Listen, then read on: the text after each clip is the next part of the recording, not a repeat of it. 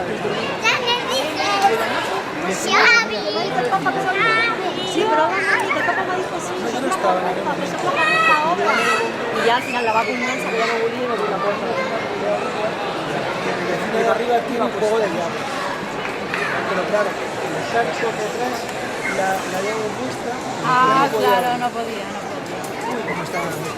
Estaba ¿Y a nosotros de qué decía?